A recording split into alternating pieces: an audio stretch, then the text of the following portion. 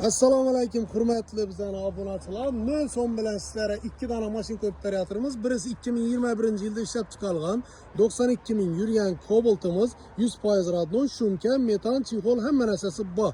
İkinci avtomobilimiz 2023-yilda ishlab chiqarilgan mexanik Gentra, shumka, metan hamma narsasi bor. Kraskasına gelsak bu Gentra'mızı bir tane eşkin teyinde petnosu var. Bergi Cobalt'ımız 100% radnoy. Şimdi bu maşinlarımız bir son pulsuz. Hatta ki afarmiliğine numarinizi plan kredite koşulup çıkardı. Narxına geledi olmasak Gentra'mız 122 milyon som. Özüne asıl narxı Cobalt'ımız 112 milyon som. Kimnedir kızıktırsa 2 tane maşin koyup beryatımız 2021-2023. Eğer naq pul alaman diye alıp satarla bo'ladi bo'lsam doğru geladi. Bilesizlar özleringiz necha so'mdan satılıp turganda bu maşinlarni.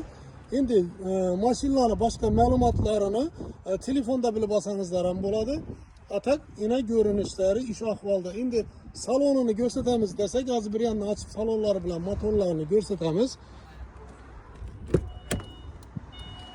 Apsupka qaratlari, salon qaratlari.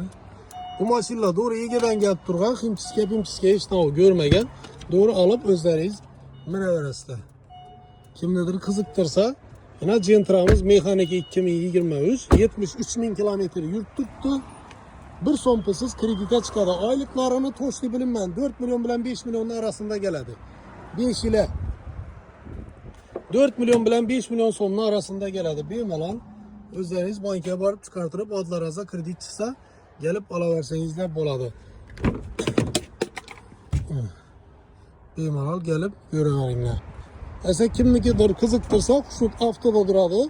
2 tane maşinimiz geleverasizlar. Bu nöl son bilen sorap turgan adam köpedi. Indi men ulara bir telefon çıkınman. Lekin bizde kredi çıkışı gerek adınıza.